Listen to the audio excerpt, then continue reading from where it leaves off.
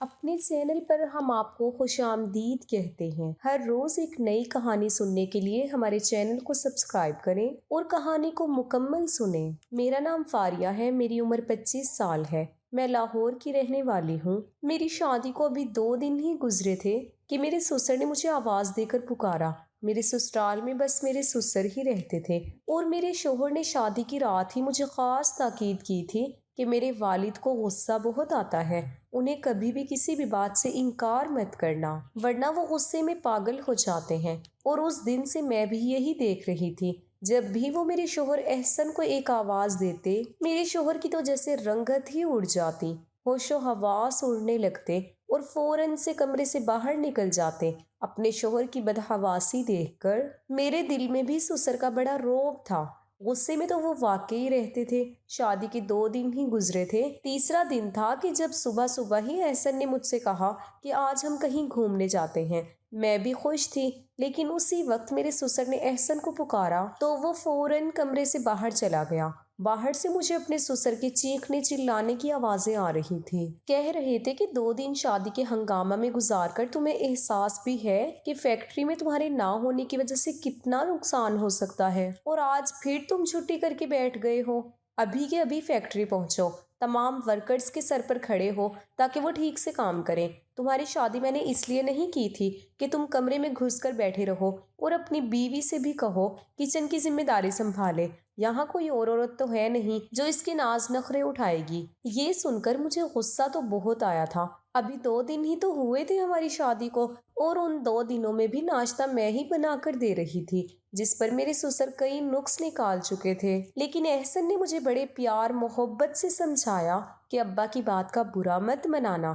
2 دن تو میں اسی شش و پنج میں مبتلا تھی کہ سسر کا مزاج آخر ایسا کیوں ہے، لیکن آج جو شور شرابہ میرے سسر نے مچایا تھا، میں تو مزید گھبرا کے رہ گئی تھی۔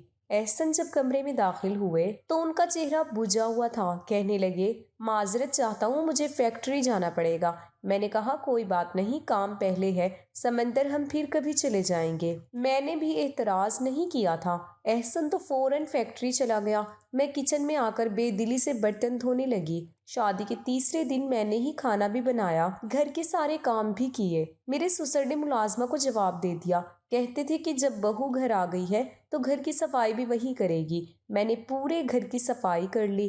تھک ہار کر اب میں اپنے کمرے میں آرام کرنے کے لیے جانے لگی تو میرے سسر نے مجھے آواز دی۔ وہ اپنے کمرے میں بیٹھے تھے۔ میں نے سر پر اچھی طرح سے دوپٹہ اوڑھا، لیکن دوپٹہ ریشمی تھا، اس لیے جب اپنے سسر کے کمرے میں گئی تو میں نے پوچھا، جی ابو جی کچھ چاہیے تھا آپ کو؟ انہوں نے مجھے سر سے پیر تک بڑے غور سے دیکھا، پھر بڑی عجیب انداز سے اپنے خشک ہونٹوں پر زبان پھیری۔ کہنے لگے، مجھے دودھ پینا ہے۔ یہ سن کر مجھے سب سے پہلے اپنے دوپٹے کا خیال آیا، کیونکہ میرے سینے سے دوپٹہ سرک چکا تھا۔ میں نے فوراً سے اپنا دوپٹہ درست کیا اور کمرے سے باہر آ گئی۔ مجھے اپنے سسر کی یہ حرکت عجیب لگی تھی۔ سسر تو باپ کی جگہ ہوتا ہے، اور باپ کبھی بھی بیٹیوں کو سر سے پاؤں تک نہیں دیکھتا۔ میں فوراً سے کچن میں آ گئی۔ میرا دل زور زور سے دھڑک رہا تھا، مجھے بڑا عجیب سا لگ رہا تھا۔ میں نے فریج کھولا، دودھ کا گلاس بھر کے دوپٹہ اچھی طرح سے خود پر لپیٹ کر اپنے سسر کے کمرے میں آ گئی۔ سائڈ ٹیبل پر دودھ کا گلاس رکھ دیا۔ اس سے پہلے کہ میں کمرے سے باہر جاتی، میرے سسر مجھ سے کہنے لگے کہ تھوڑی دیر میرے پاس بھی بیٹھ کر بات کر لیا کرو، گھر میں اب تمہارے علاوہ تو کوئی ہوتا نہیں ہے، میں پورا دن اکیلا بیٹھ کر بور ہو جاتا ہوں۔ یہ سن کر میں پریشان سی ہو گئی۔ میرے سسر کے کمرے میں صرف ایک بیڈ تھا، ایک الماری تھی، بیٹھنے کے لیے الگ سے کوئی کرسی نہیں تھی، اس لیے مجھے مجبوراً بیڈ کے کنارے پر ہی بیٹھنا پڑا۔ وہ مجھ سے ادھر ادھر کی باتیں کرنے لگے، لیکن جیسے ہی انہوں نے دودھ کا گلاس پکڑ کر منہ کو لگایا تو فوراً سے پیچھے ہٹا لیا۔ کہنے لگے، اتنا ٹھنڈا دودھ یہ میں نہیں پی سکتا، مجھے تو گرم گرم دودھ پسند ہے۔ یہ کہتے ہوئے پھر اس کی نظریں میرے چہرے سے ہوتی ہوئیں میرے پورے وجود پر سفر کرنے لگیں۔ ان کی نظروں میں نہ جانے ایسا کیا تھا کہ میں الجھن کا شکار ہونے لگی۔ میرے ہاتھوں میں تری سی اترنے لگی، چہرے پر پسینے کے قطرے نمودار ہونے لگے۔ کہنے لگے، جاؤ اسے گرم کر کے لا دو۔ میں نے دودھ کا گلاس پکڑا اور بھاگتی ہوئی اور کھڑی ہو گئی۔ ویسے تو 2 دن سے میرے سسر بڑے ہی غصے میں بات کرتے دکھائی دے رہے تھے جب میرے شوہر گھر میں ہوتے تھے تو، لیکن آج تو ان کا لہجہ بڑا ہی دھیما تھا۔ लग ही नहीं रहा था कि ये मेरे वही ससुर हैं जो 2 दिन से एहसन से चिल्ला कर बात कर रहे थे और गुस्से से एहसन से बातें कर रहे थे, उन्हें डांट रहे थे। मैंने दूध को पतीली में डालकर जरा सा गर्म किया और फिर से गिलास में डालकर अपने ससुर के पास आ गई। जैसे ही मैंने गिलास उनके आगे बढ़ाया, उन्होंने गिलास के साथ मेरा हाथ भी थाम लिया। मुझे तो जैसे पूरे वजूद में करंट सा लगा। मैंने फौरन घबरा कर हाथ पीछे करना चाहा तो उन्होंने मेरा हाथ छोड़ दिया। मैं कमरे से बाहर जाने लगी तो कहने लगे, अरे बाहर कहाँ जा रही हो, यहाँ बैठो ना मेरे पास, मुझसे बातें किया करो। ये तन्हाई का नाग तो मुझे अब और भी ज्यादा डसने लगा है। ये कहकर उन्होंने ठंडी आह भरी थी। मुझे तो उनकी ये बात सुनकर अजीब सा महसूस होने लगा था। फिर कहने लगे, तुमने अपनी शादी के अगले रोज फेरोजी रंग का फैंसी जोड़ा पहना था, बड़ा जच रहा था तुम पर, आज शाम को वही पहन लेना। ये सुनकर मुझे बहुत बुरा लगा। ये फरमाइश एहसन को मुझसे करनी चाहिए थी, ना कि मेरे ससुर को। अब तो मेरे ससुर ने रोज का तमाशा ही पकड़ लिया था। जब एहसन फैक्ट्री जाता, मेरे ससुर मुझे अपने कमरे में बुला लेते, मुझे अजीब नजरों से देखते, बार बार अपने खुश्क होंठों पर जबान फेरने लगते, फिर कहते हैं मुझे दूध पीना है, मुझे दूध ला कर दो। मैं दूध का गिलास लेकर जाती तो मेरा हाथ पकड़ लेते, कहते मेरे पास बैठकर मुझसे बातें किया करो। मैं भला क्या कर सकती थी। मैं काम के बहाने बनाने लगती कि मुझे खाना बनाना है, बर्तन धोने हैं। असल में मुझे ये सब अच्छा नहीं लगता था। अब मेरा दिल बेचैन सा होने लगा था। सोच रही थी कि मुझे एहसन से बात करनी चाहिए, लेकिन कैसे करती। वो तो अपने बाप के सामने कांपता था, एक लफ्ज नहीं कहता था, सर झुकाए अब्बा जी अब्बा जी कहता रहता था। मैं किचन में काम कर रही थी कि मेरे ससुर अचानक से किचन में आ गए और फिर जो कुछ मेरे साथ किया, मैं अपनी इज्जत बचाकर अपने कमरे में चली गई। अपने कमरे का दरवाजा भी बंद कर दिया, कुंडी लगा दी, बेड पर बैठ गई। बदहवासी मुझ पर बुरी तरह से सवार थी। मेरा पूरा वजूद लरज रहा था। मैं सोच भी नहीं सकती थी कि मेरा ससुर मेरे साथ ऐसी भी कोई हरकत कर सकता है। मेरी आंखों से आंसू बहने लगे। मैं सोच चुकी थी कि मैं एहसन से बात करूंगी। मैंने पूरा दिन कोई काम नहीं किया, अपने आप को कमरे में बंद कर चुकी थी। कई बार मेरे ससुर मेरे कमरे का दरवाजा खटखटा चुके थे कि उन्हें भूख लगी है, खाना दे दो, लेकिन मैंने उन्हें कुछ नहीं दिया। मेरी जगह कोई भी होती तो यही सब कुछ करती जो मैंने किया था। रात को मेरा दरवाजा जोर जोर से धड़धड़ाया गया। एहसन थे, कहने लगे, फारिया दरवाजा खोलो, ये क्या बदतमीजी है, क्यों तुमने सुबह से दरवाजा बंद किया है, कमरे में बैठी हुई हो। एहसन की आवाज सुनकर मैंने दरवाजा खोला। जैसे ही मैंने दरवाजा खोला तो दोनों बाप बेटा मुझे गुस्से से देख रहे थे। एहसन कहने लगा, तुम में जरा भी हया है, मेरा बाप सुबह से भूखा बैठा हुआ है और तुमने उन्हें रोटी तक नहीं दी। उन्हें शुगर का मर्ज है, अगर उनकी तबीयत खराब हो जाती तो उसका जिम्मेदार कौन होता। मैंने कहा, मैं इनकी जिम्मेदारी नहीं संभाल सकती, बेहतर है कि आप कोई और इंतजाम कर ले। मेरा ये कहना था कि एहसन गुस्से से भड़क उठा, कहने लगा, ये क्या बदतमीजी है। पीछे से मेरा ससुर कहने लगा, देख रहे हो तुम, अभी जुम्मा 8 दिन नहीं हुए इसे आए हुए और इसने अपने रंग भी दिखाने शुरू कर दिए। मुझे पहले ही पता था कि ये लड़कियां शादी के बाद क्या करती हैं और अलग होने के खौफ पहले ही आंखों में सजा लेती हैं। एहसन कहने लगा कि आज तो तुमने ये बात कह दी, आइंदा अगर कही तो हाथ में तलाकनामा पकड़ाकर तुम्हें रुखसत कर दूंगा। ये सुनना था कि मेरा रंग उड़ गया। मेरे वालिद की पहले 5 बेटियां थी। वो सफेद पोश इंसान थे। बड़ी मुश्किल से जहेज इकट्ठा करके एक एक बेटी की शादी कर रहे थे। मेरी माँ भी मुझे रुखसती के वक्त कह चुकी थी कि कभी भी लड़कर हमारे घर पर मत आना, अपने शोहर और ससुर की हर बात मानना, अपना घर बसाने की कोशिश करना। लेकिन जो कुछ मेरा ससुर चाहता था वो मैं नहीं कर सकती थी। उसकी गलत हरकतें, उसकी बेबाकी गुस्ताखियां दिन ब दिन बढ़ती जा रही थी। उस वक्त एहसन जितने गुस्से में थे, मैं उन्हें सच बताती तो वो यकीनन मुझे ही झूठा कह देते। मैंने कोई जवाब नहीं दिया, जाकर बेड पर बैठ गई। मेरे ससुर कहने लगे, एहसन, इसको आखिरी बात समझा दो, इसका दिमाग दुरुस्त कर दो, वरना मैं फिर इसकी माँ से जाकर बात करूंगा, इसके बाप से कहूंगा कि संभाले अपनी बेटी को। ये कहकर वो गुस्से से चले गए। मैंने एक गुस्सीली नजर अपने ससुर पर डाली थी। एहसन कहने लगे, मसला क्या है तुम्हारे साथ? तुम्हारे सर पे कौन से 10 अफराद का बोझ है जो तुमसे संभाला नहीं जाता? अरे मेरा एक ही तो बाप है, ना माँ है ना कोई बहन भाई। ऐसी जिंदगी की तो लड़कियां ख्वाहिश करती हैं جہاں ان کے سر پر کوئی ذمہ داری نہ ہو۔ میں نے کہا کہ کاش میری ساس اور دیور اور نندیں ہوتی تو آج میں ان مسائل سے نہ گزر رہی ہوتی جن سے اب گزر رہی ہوں۔ میری بات پر وہ مجھے غصے سے دیکھنے لگے، کہنے لگے ایسے کون سے مسئلے پیدا کر دیے ہیں میرے باپ نے تمہارے سر پر؟ صرف 2 وقت کی روٹی تو دینی پڑتی ہے نا، وہ بھی تمہیں بوجھ لگ رہی ہے۔ دیکھو میں اپنے گھر میں فساد نہیں چاہتا، میں فیکٹری سے تھکا ہارا آتا ہوں اور آتے ہی یہ سب کچھ نہیں دیکھ سکتا۔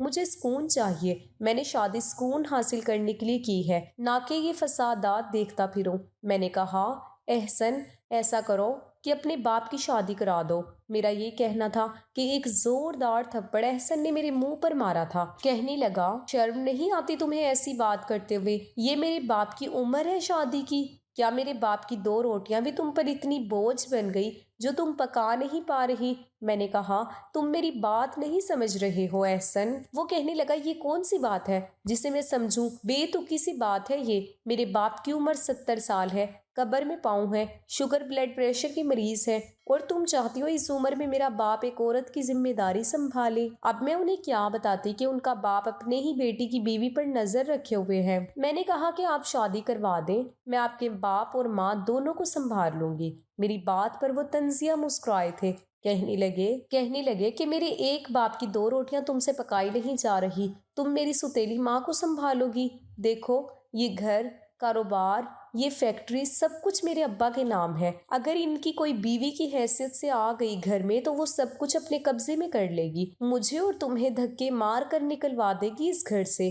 ابا کے غصے سے تم اچھی طرح واقف ہو، جب غصے میں آتے ہیں تو کسی کا لحاظ نہیں کرتے۔ میں چپ چاپ ان کی سنتا ہوں۔ اب دوبارہ سے ابا کی شادی کا نام مت لینا، یہ کہہ کر وہ کمرے سے باہر نکل گئی۔ اب میں سوچ میں پڑ گئی کہ میں کیا کروں۔ میں اپنے سسر کی اس طرح کی حرکتیں برداشت نہیں کر سکتی تھی، اور میکے جانے کا مطلب تھا کہ میں اپنا گھر برباد کر بیٹھتی۔ ہم لڑکیاں بھی کتنی مجبور ہوتی ہیں، اپنا گھر بسانے کے لیے کیا کچھ ہمیں برداشت نہیں کرنا پڑتا۔ اب میں طلاق لے لیتی تو دوبارہ میری شادی کا سوال ہی پیدا نہیں ہوتا تھا۔ اگر میں طلاق یافتہ ہو جاتی تو میری چھوٹی بہنوں کے بھی رشتے نہ ہوتے۔ میں ٹپ ٹپ آنسو بہاتی اپنے دوپٹے سے صاف کرنے لگی کہ فوراً سے احسن کی آواز آ گئی۔ کہنے لگے فاریہ باہر آؤ جلدی سے، آملیٹ اور پراٹھے بنا کر دو، ابا کو بازار کا کھانا ہضم نہیں ہوتا۔ میں نے باہر آ کر آملیٹ اور پراٹھے بنائے اور کمرے میں آ گئی۔ میں نے اس رات کھانا بھی نہیں کھایا، لیکن احسن نے ایک بار بھی مجھ سے یہ نہیں کہا کہ تم بھی پورے دن کی بھوکی ہو، کھانا کھا لو۔ مرد کبھی بھی عورت کی پرواہ نہیں کرتا، بس اسے اپنے کاموں سے مطلب ہوتا ہے۔ احسن کا شمار بھی ایسے ہی مردوں سے ہوتا تھا۔ میں نے اس کے بعد اپنے لب بند کر لیے۔ احسن جب فیکٹری چلے گئے تو میرا سسر مجھے آوازیں دینے لگا۔ میں بڑی مجبوری اور بے بسی میں ان کے کمرے تک گئی۔ مجھے دیکھ کر وہ تمسخرانہ ہنسنے لگا۔ تم کیا سمجھتی تھی تمہارے حسن کا جادو میرے بیٹے کے سر پر چڑھ گیا ہوگا اور تمہاری خاطر وہ مجھے چھوڑ دے گا، مجھ سے الگ ہو کر تمہیں ایک الگ گھر لے کر دے گا؟ اپنی سوچ کو بدل لو تو بہتر ہے۔ میں نے اس کے پر اچھی طرح سے کاٹ رکھے ہیں، وہ چاہ کر بھی کہیں نہیں جا سکتا اور نہ ہی تم جا سکتی ہو۔ میں نے اسی لیے کسی امیر گھرانے کی لڑکی سے اپنے بیٹے کی شادی نہیں کی کہ کہیں وہ میرے بیٹے کو اڑا کر نہ لے جائے۔ اسی لیے تمہیں لے کر آیا تھا، کیونکہ میں جانتا تھا کہ تمہارے باپ کے حالات ایسے نہیں کہ وہ تمہارا گھر بسانے کے بعد دوبارہ سے تمہیں اپنے گھر بٹھا سکے یا علیحدہ سے کوئی گھر دلا سکے۔ اب اگر تم چاہتی ہو کہ تمہاری زندگی آسان ہو تو تم وہی کرو گی جو میں تمہیں کہوں گا۔ میں بے حد پریشان ہو کر رہ گئی تھی۔ کہنے لگا جاؤ جا کر میرے لیے دودھ لے کر آؤ۔ یہ لفظ میرے اندر آگ لگا دیتا تھا۔ میرا جی چاہا کہ پٹرول ڈالوں خود پر اور اپنے آپ کو آگ لگا لوں۔ ایسی تذلیل مجھ سے برداشت نہیں ہوتی تھی۔ میں اب یہی کرتی تھی کہ کھانے پینے کی چیزیں اپنے سسر کے کمرے میں پہنچا کر فوراً باہر آ جاتی، نہ اس کے پاس بیٹھتی تھی نہ بات کرتی تھی، زیادہ تر وقت اپنے کمرے میں ہی گزارنے لگی تھی۔ ایک دن تو حد ہی ہو گئی، میرے سسر نے تو احسن کا بھی لحاظ نہیں کیا۔ رات کو کھانا کھا رہے تھے، میں نے اپنے سسر کی فرمائش پر گوشت کی بریانی بنائی تھی۔ بریانی بنی بھی بہت اچھی تھی۔ کھانا کھاتے ہوئے کہنے لگے کہ آج تو بہو نے میرا دل خوش کر دیا، بہت مزے کا کھانا بنایا ہے۔ احسن یہ سن کر مسکرانے لگا، مجھے تشکر بھری نظروں سے دیکھنے لگا، لیکن مجھے ذرا بھی خوشی نہیں ہوئی۔ پھر جیب سے میرے سسر نے 5000 کا نوٹ نکالا اور میری طرف بڑھا دیا۔ کہنے لگے یہ تمہارا انعام ہے، اسے رکھ لو، لیکن میں نے انکار کر دیا۔ میں نے کہا میں اپنا فرض نبھا رہی ہوں، مجھے یہ نہیں چاہیے۔ میرا انکار کرنا تھا کہ احسن مجھے گھورنے لگا، کہنے لگا اپنی خوشی سے دے رہی ہیں نا، انکار نہیں کرتے، رکھ لو پیسے۔ نہ چاہتے ہوئے بھی میں نے 5,000 کا نوٹ پکڑ لیا۔ میں برتن اٹھانے کے لیے جیسے ہی کھڑی ہوئی، میرا سسر بھی کھڑا ہو گیا، میری طرف بڑھ کر مجھے اپنے گلے سے لگا لیا اور میرے ماتھے پر بوسہ بھی دیا۔ میں تو یوں تھی کہ جیسے پتھر کا مجسمہ بن گئی۔ کہنے لگے میں تمہارے بدلے ہوئے رویے پر بہت خوش ہوں، ایسے ہی رہو گی تو بہت جلد میرے دل میں جگہ بنا لو گی۔ یہ کہہ کر وہ اپنے کمرے میں چلے گئے۔ میں احسن کو دیکھ رہی تھی جس کے چہرے پر کوئی بھی تاثرات نہ تھے، لیکن مجھے یہ چیز بہت بری لگی۔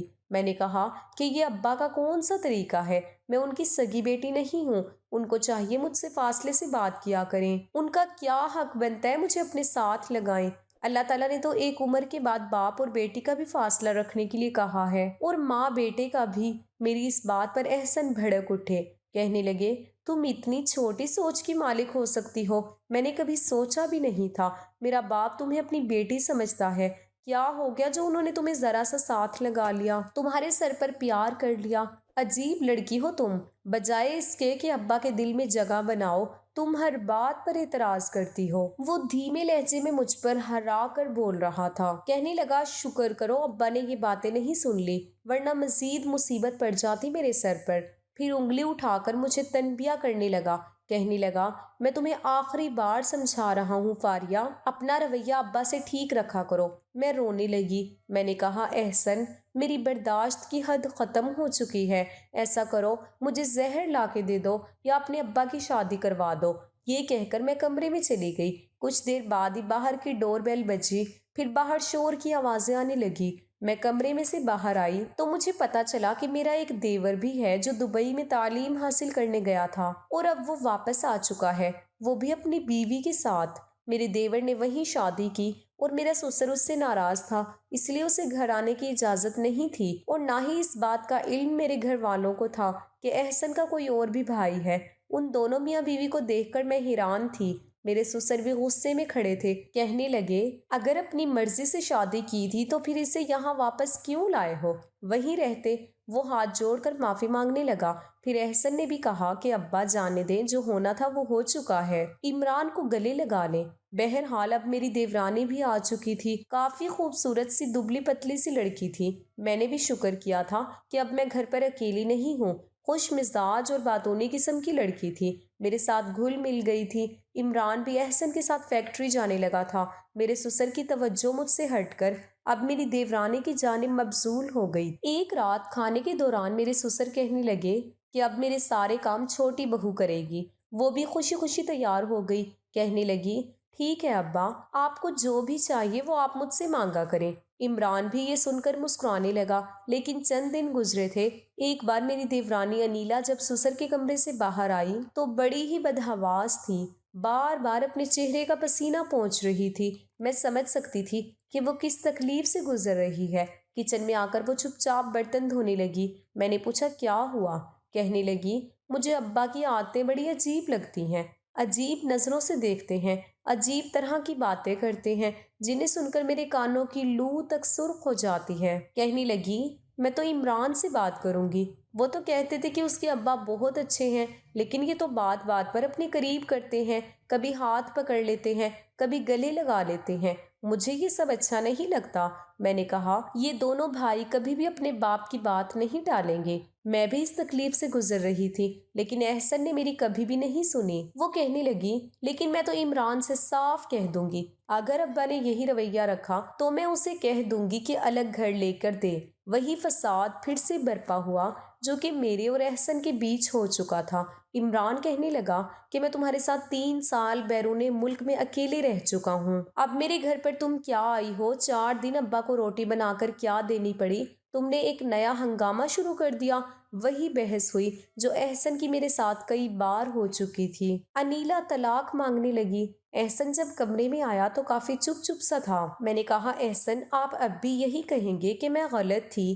جو شکایات مجھے ابا سے تھیں آج وہی انیلا کو بھی ہے، اس کا مطلب کہ کہیں نہ کہیں تو ابا غلط ہیں۔